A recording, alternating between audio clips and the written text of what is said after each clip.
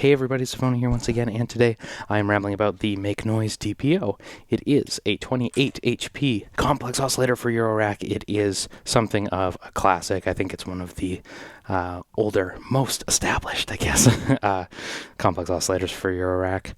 And I am super excited to check this out. I need to get some quick housekeeping out of the way. I'm not affiliated with Make Noise. They didn't send this to me or anything. It isn't sponsored or anything like that. I'm actually borrowing this from our good Euro pal, Jesse, who was kind enough to lend it to me to make this video. And I just want to say that I'm no expert in FM or subtractive synthesis or super complex concepts in synthesis. I'm just here to make a video on my journeys in hardware, in synthesizers, in Eurorack, in music, and I just want to say this isn't journalism. I'm not here to sell it to you or present it to you or assess it for you or anything like that.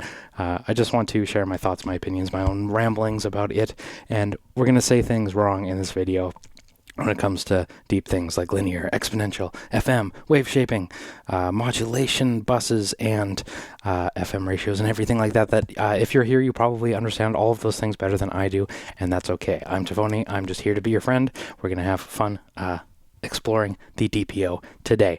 And before we get into all of that, something that's more important is that it sounds like this.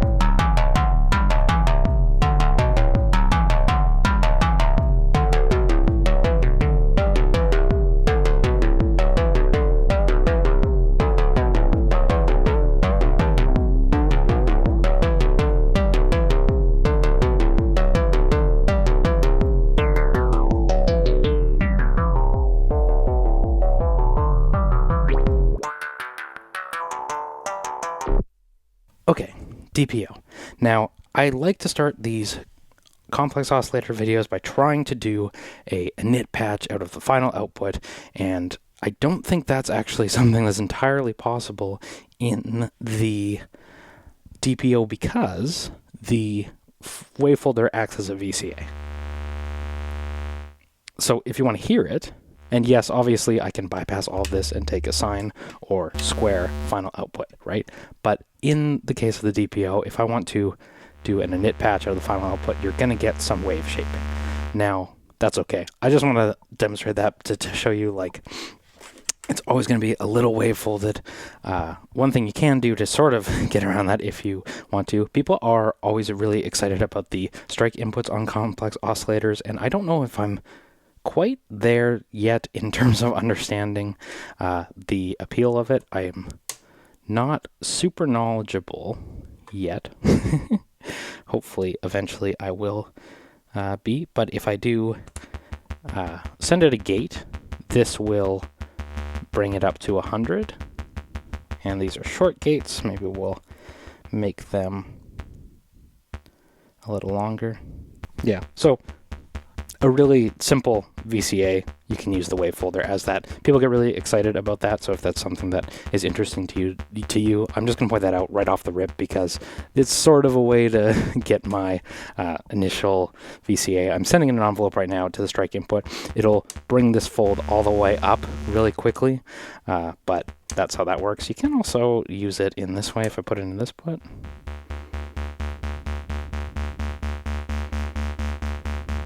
I'm curious what the difference in that case is. That's because I just, not that it matters, but I prefer that, right? I know this is what people refer to as like pinging the fold section, right? But maybe this is something that you might like if you start here. Or maybe there's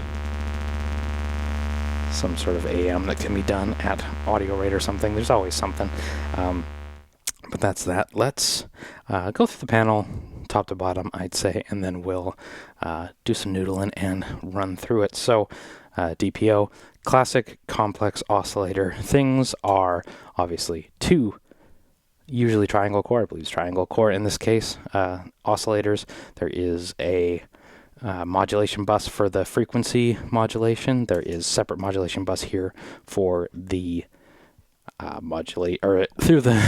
separate modulation bus for the wave shaping section, and then a dedicated outputs for the modulator and the carrier sections. We're just gonna hear the final to get started, and then I'll do some mixing in of other wave shapings to try and like fatten up our sound in a bit. But if we go into bring in a little bit of that sound now, so I need to make sure I'm monitoring our levels. This LED here, and like most every complex oscillator, has a LED that follows what I thought was the modulation here, because it, you turn up the modulator and it increases, and you turn it down. But the DPO manual actually says that this is an indicator of the difference in phase between the two oscillators, which is interesting. I wonder, like, that probably amounts to the same thing here, right? Like if I'm not cross-modulating them, then this doesn't change it, but this does. I just thought that was an interesting thing that, like, this isn't actually what I thought it was. And I wonder now if, going back, all my other modulation, all of the other LEDs that blinked, all of the other LEDs on my complex oscillators in the other videos were blinking for the same reason or in the same way, or if that's something that's different. But anyway, just random anecdote that I wanted to point out because I thought it was kind of interesting. But if we listen to it now, we have our carrier, not patching it anywhere yet, and then obviously, we have your modulator on the left and carrier on the right. Classic complex oscillator, you probably are familiar with this if you're here, but you listen to the carrier usually, and you don't have to. These can be you could use these as two separate analog oscillators that are completely unrelated, and we might use some of that for modulation as well. But usually this is your modulator, this is your carrier. There are internal patching points to use that carrier for other things. Use that modulator for other things, I should say. So you can control how closely it follows the frequency, and it's not going to do a ton. Let's listen to our modulator for a moment. So you can FM it, cross FM it by use of those knobs there.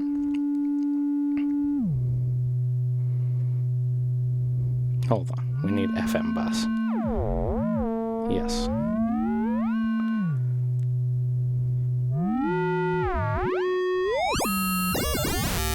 Formant.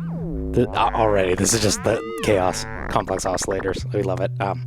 But you can control the amount or how much it follows from this one using this input, and I don't think this is as important in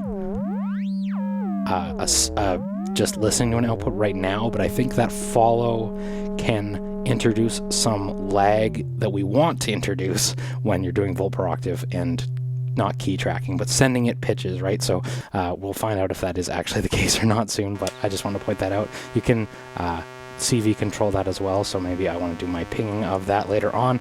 We'll get into it, but yeah.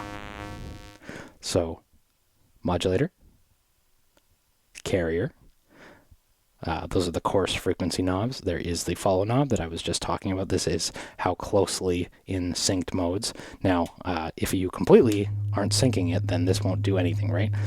If I'm listening to my modulator, it has its own pitch. It can follow it all at once, but if it's not being FM'd, then it doesn't matter what you do over here. It doesn't follow it at all. So anyway, that's just to point out what that section did to me, because I was a little confused on it when I got started, but we'll discover it shortly. So those are those ones. We went through, those are the two oscillators and the follow section. There is the fine-tuning for calibrating, I guess here, the fine-tuning of your oscillators, right? I'm probably just gonna ear it, I don't know. I'm just gonna, I want to say eyeball it for hearing, but like I'm going to just noodle with it for funs here. We're not going to get into doing any of the nitty gritty tuning on that front, but the next section is there's exponential and linear FM for both of these. And my understanding when I was talking about them before on the Brenso, it had two separate attenuverters for exponential and linear FM. And I didn't think on the Brenso that when you use both, it changes the curve of the FM. But I think in the DPO, you get both because, let's bring it in here.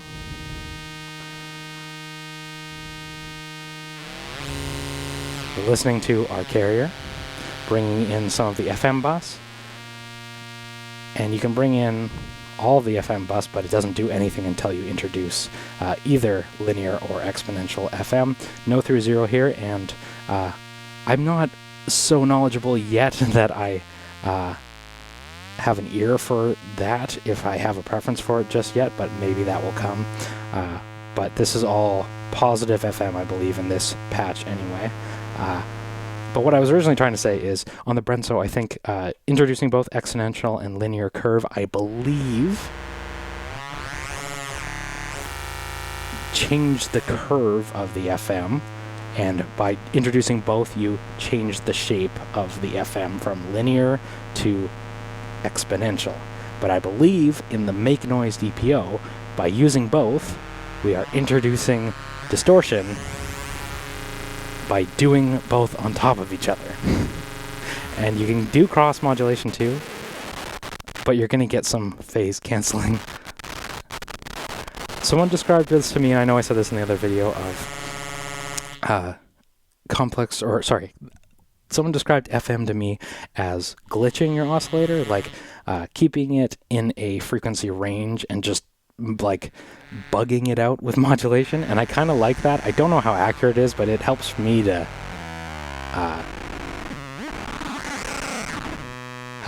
think of it that way. Like I'm introducing a wobble at a super high rate in this patch that is basically glitching an analog oscillator, and I like how the chaos sounds. Now, this doesn't sound that great, but we will get into some super harmonic, super great sounding stuff in a moment. Not just yet. So I'll take that out for a moment. I just wanted to demonstrate that that's how it works, and there's cross FM for both of them. Probably not the best sounding, at least in this patch, but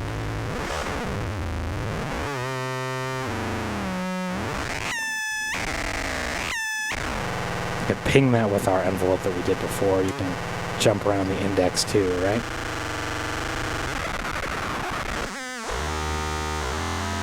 The thing with FM that's tricky, and especially when you don't understand it very well like I do, you hit sweet spots in a way that you don't hit other ones because you just hit harmonic ratios, right? Like there's certain places you're supposed to land that I'm not sure how to get to, but you just hit them and you're like, oh, there's there's an octave in there somewhere, right? Or harmonics in the wavefolding section, right? But that's also sort of the fun of it, right? I'm not trying to be the Bob Ross of like bad Eurorack videos, but like, I don't know, when you come in here and explore it, it just, when you hit, when it hits just right. Start pinging that fold section again.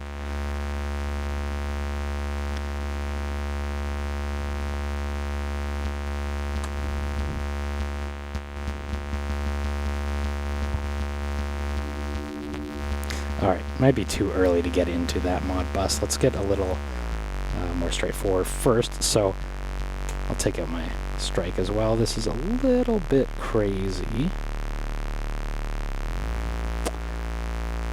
So there's different tuning modes for, let's just turn this off for a second. Okay. So there's different sync modes here for locking in our carrier, locking in our modulator. I'm going to keep calling it modulator. I think there's different terms you can use for the two of them. I'm just going to call it modulator. Sorry if that's wrong, but locking in our modulator to the carrier frequency. And these, I find, maybe it's just better labeled on the DPO than it is on the Brenso or the other ones that I've tried, but I find these super useful and super, like, helpful. And I don't know if this stuff is on board and the other stuff and I didn't find it, but I found, like, locking I don't find super useful. And here, let's start with, let's bring in some FM. So I want the modulator to FM the carrier, and I'll bring in linear just to make it easy. So that's straightforward. We're just sending positive voltage. And then we'll bring in our different modes. So there's lock. And let's go to the manual so I can quote from it. They refer to lock as weak synchronization, which is different from the follow, which is interesting too, but there's a lot of things on board that are like intentionally sloppy when it comes to the sync stuff, and it's interesting to hear. I think it also, again, is going to matter more once you send volt per octave, but that's how it is. Wow, these LEDs are bright. The camera's not loving it. This is sync, so now it's going to hard sync. And maybe now, okay, yeah, okay, so we'll listen to our modulator. It's gonna matter more now. Yeah, see, okay, let's listen to that again. So when you're in lock mode, it's really sloppy, as they described it. It doesn't even really move too much, but if we get into sync mode, yeah, now we're getting hard sync, right? There's almost like ring mod. Right, and then if we go into LFO mode, we've just dropped the pitch down so that it's way slower. And this is not where I usually want to be for FM. So the sync mode actually will lock it into some really useful ranges for doing phase mod, I think. Okay, yeah, let's get back into our final output. Then you'll hear.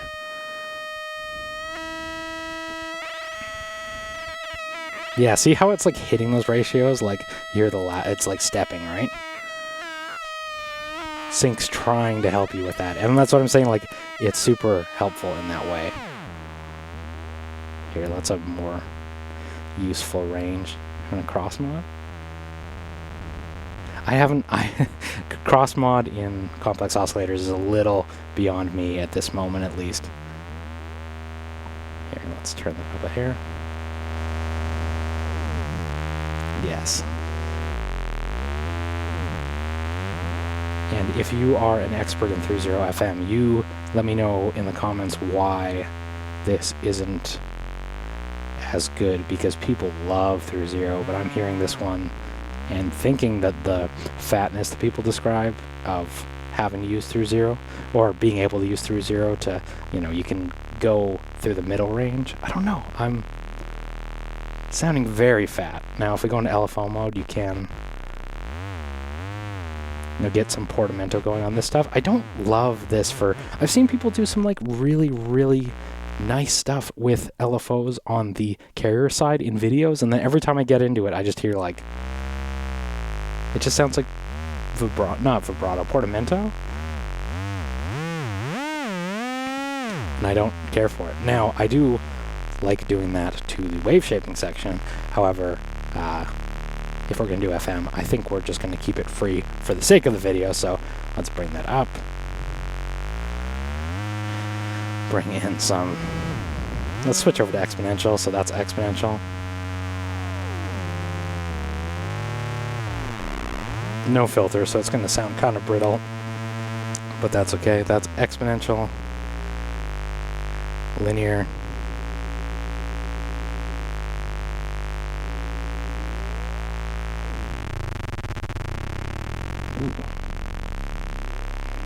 just having fun.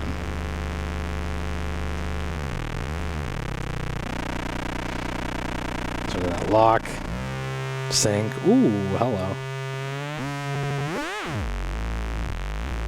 Oh, that sounds nice. Let's crank that.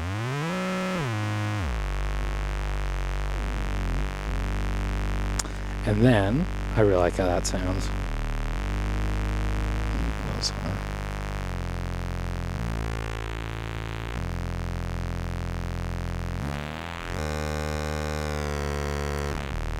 Go back to linear. I like exponential more. And he's just hitting the sync in a way that's more usable.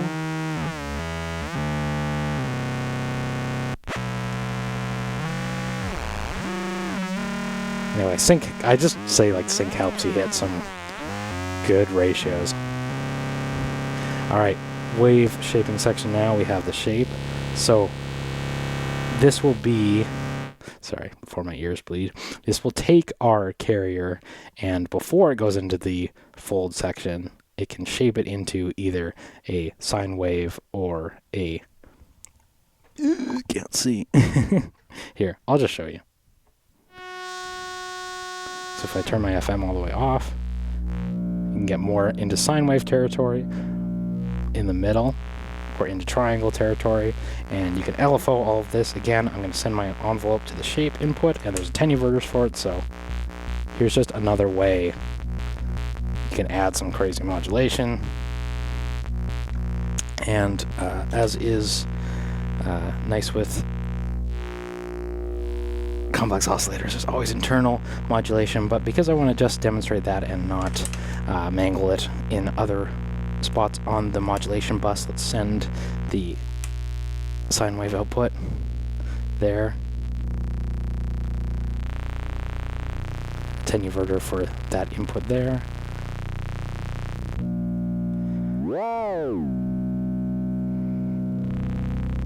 Yes. Fun stuff. Okay, back to that. Back to... where was my patch before? Nice and bassy. Kind of mid-rangey. And then nice and full at the top. I do like to send a little bit more siney stuff into the wave folding and then use wave folding a little more heavily. So we'll get into that. And then there's angle, which is sort of the shape of the harmonics. So let's use something a little more. Okay, sorry. My iPad storage is dying, so angle is adding harmonics. So if we listen to it now, different wave shapes will add different harmonics. If I ping it, not ping it, if I send it a sine wave from there, yes.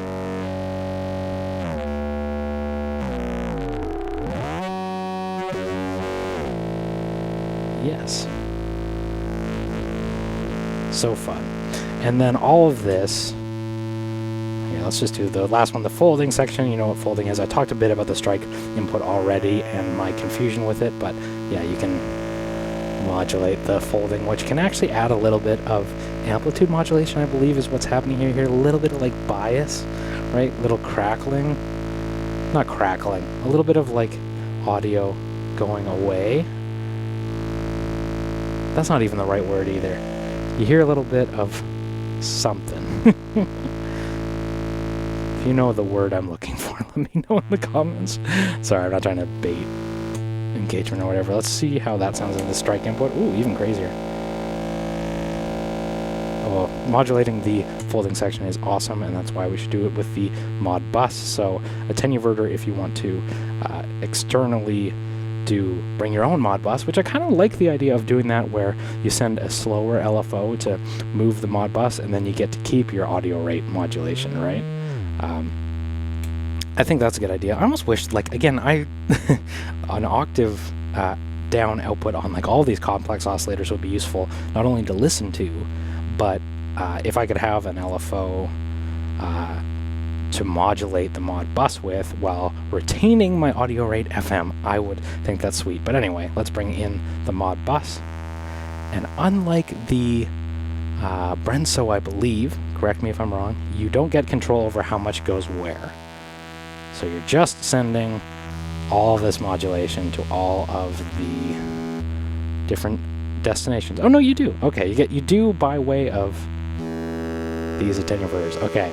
How much do you want your mod bus to modulate the fold? How much do you want it to modulate the angle, or harmonics? then I'm going to say you probably want to do it for all of these.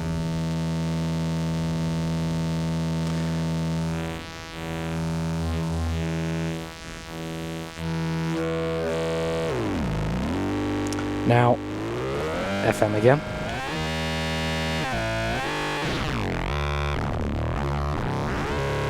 So nice.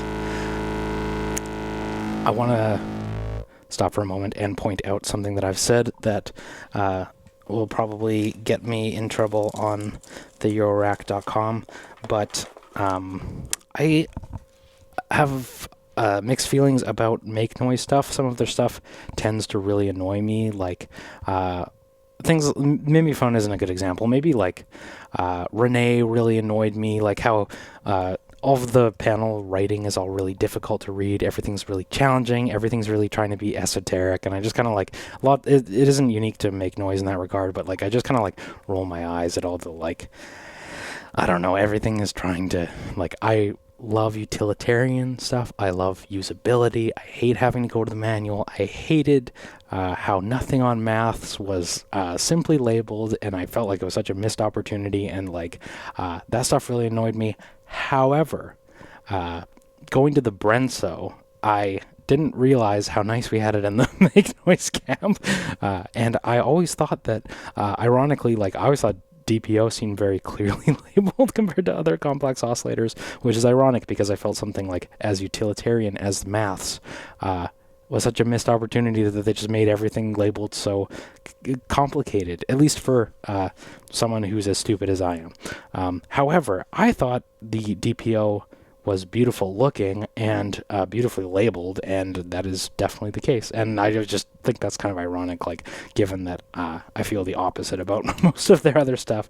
With that being said, let's bring in some other outputs so you can fatten up our output by mixing in some of our square wave and our sine wave too, just because we want to fatten it up. I still want to keep my folded section really cranked, but you can just bring in some low end in that way, and I think that sounds great. What we're going to do, because this is a classic Buchla thing, send it to a low pass gate, because we love a good low pass gate. So taking this out, I'm going to leave the oscilloscope patched to the I'm going to leave the oscilloscope before the low pass gate because I want to show the waveform, but you're going to hear some low pass gate going on. You came for Buchla, we got Buchla. So we're going to send it a sequence now, and first, just for fun, maybe I'll just hit the excite input so you can hear it.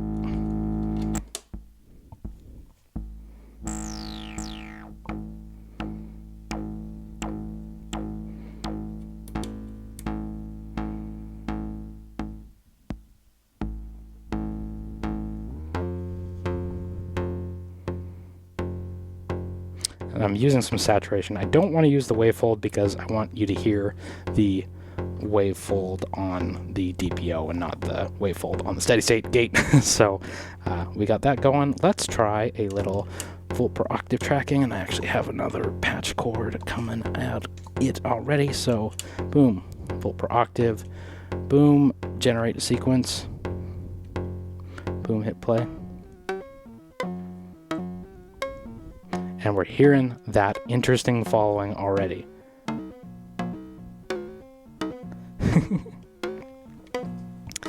Partly in because, here, take out our strike, and you can hear that going. Let's bring our excite input into the steady state gate. Here we go. And I want to make sure I have scale, minor,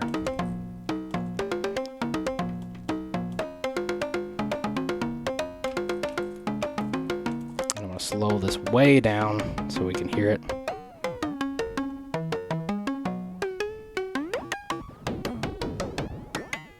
And we're just gonna noodle.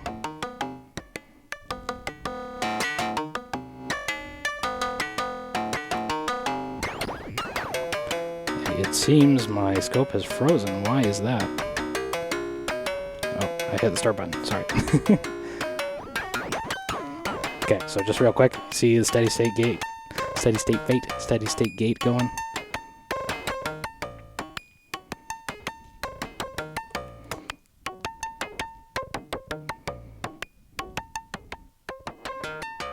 Yeah.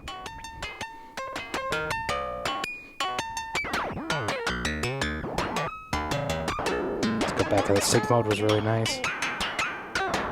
And I think this is where we're starting to hear some of that follow. So I don't want to follow on the modulator side if we just want to... Yeah. Oh, that is the sort of crazy super saw tone that I am after.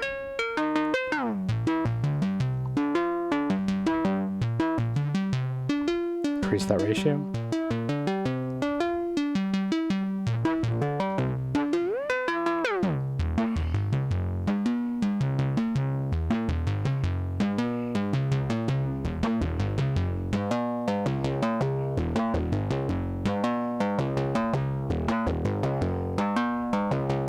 Yeah.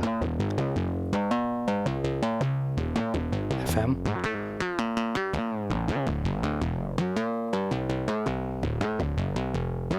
Crossmod.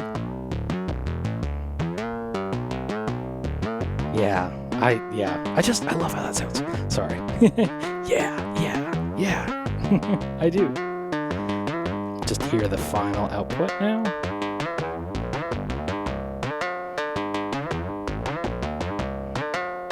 You can hear some slop, right? And I think that is sort of the idea of the DPO, that was intentional, that they wanted some of that asynchronous, I guess is the word. Just the modulator not quite following perfectly because it introduces a little bit of harmonic richness, I think is the idea. If I'm completely wrong, let me know. Let's mix in.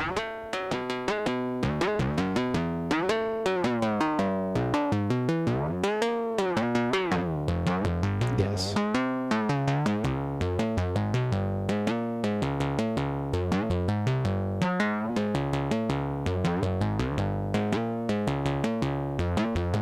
Yeah.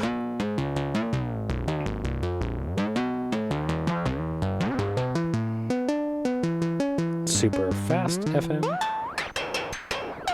Gets into 4-man territory. Let's take off our sync. See if we can just hit something interesting. Because it's all positive, you really gotta bring your frequency down. So let's do linear instead of exponential.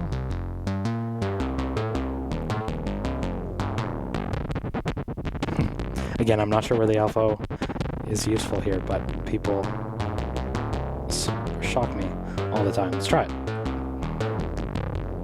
Lock, sync.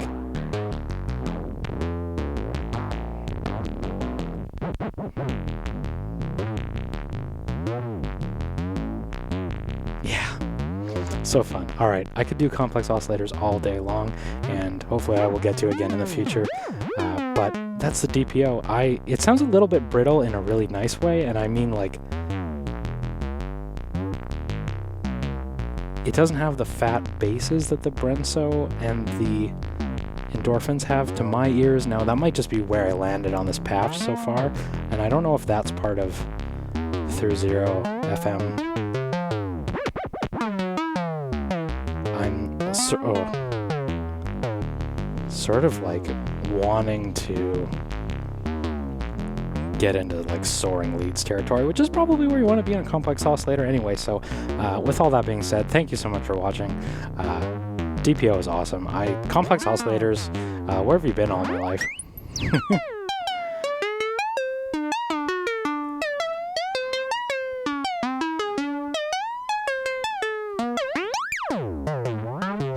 Alright, I'm Tafony. Thank you so much for watching.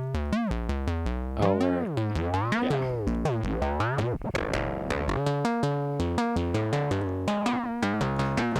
take care, and I'll talk to you soon.